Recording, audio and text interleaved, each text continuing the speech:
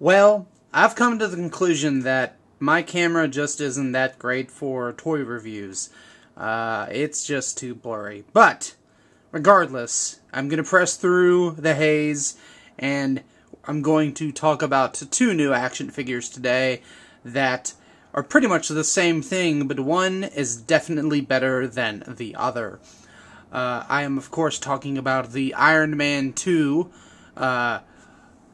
Mark II and Mark III power suits from Stark Industries.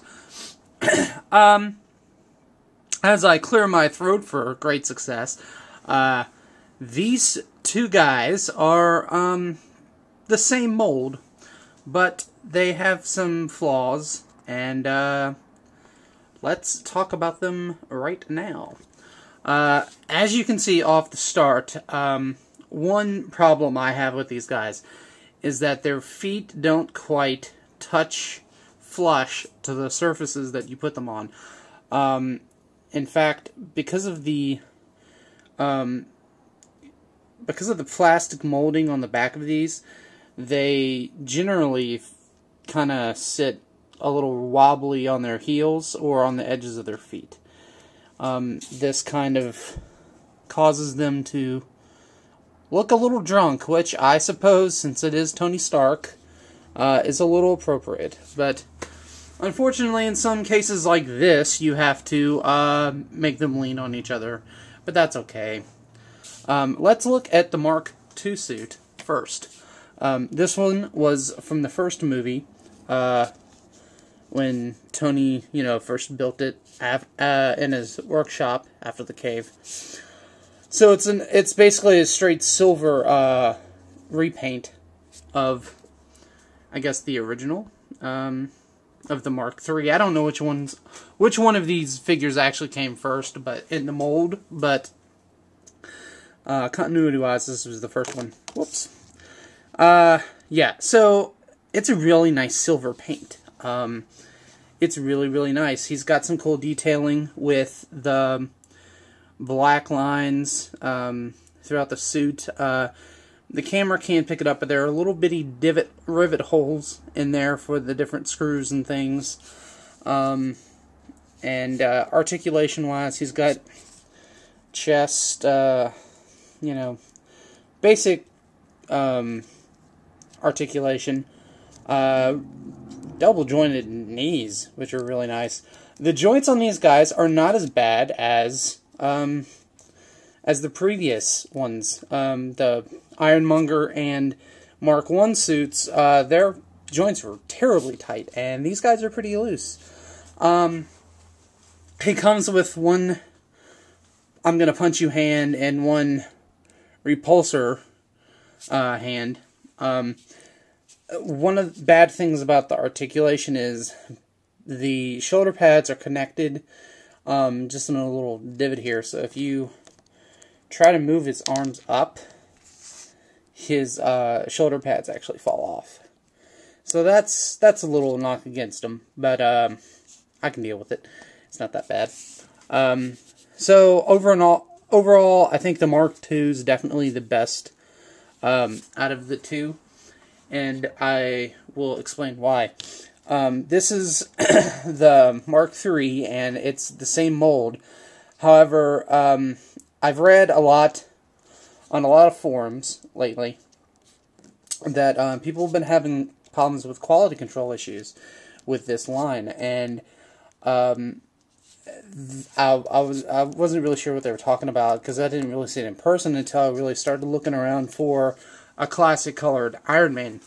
And this guy definitely has some issues. One problem that I had... Man, that is so blurry. One issue that I had... why I didn't pick this guy up in the stores from the beginning is that I could not find one that had a good face paint application.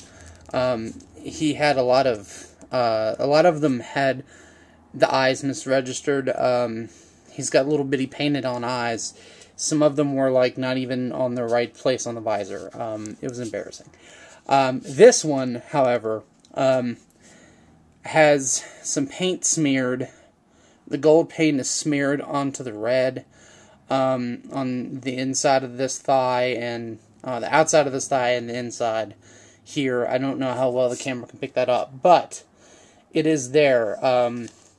The paint itself makes the figure feel really, really sticky. I don't know what kind of paint they use, but it's really kind of cheap feeling. But other than that, no other real complaints. His joints are a little tighter, but that may just be due to the paint that they use. But, you know, would I recommend these figures? Yes. If you like Iron Man, if you're a fan of Iron Man, definitely pick them up. The whole line kind of caught me off guard. I'm not really into collecting stuff from Marvel. That's not to say that I don't like it, but these are pretty good. And the ones I've seen, they definitely have some, you know, they've definitely got some stars. And those are, you know, I've talked about them before. Iron Man 2 looks like it's going to be a pretty good line, for the most part. It's got some fun stuff in it. They've got a War Machine and a Crimson Dynamo coming up. And I'm going to see if I can't find those in my area whenever they're available. And, but yes, that's pretty much it for me with Iron Man action figures. One quick thing though, I did notice that as of this video, I have 5 subscribers, and if you are one of those 5 subscribers or someone who's commented on my videos, thank you. That took me by surprise. I really appreciate that. I wish the quality was a lot better, and maybe it will be one day if I could score a better camera. But I'll deal with that because this is the one I decided I wanted for Christmas, and guess what? I'm sticking with it. Anyways, this has been another Out of Focus review from Thelbert Talks Toys, and I hope you thought it was decent.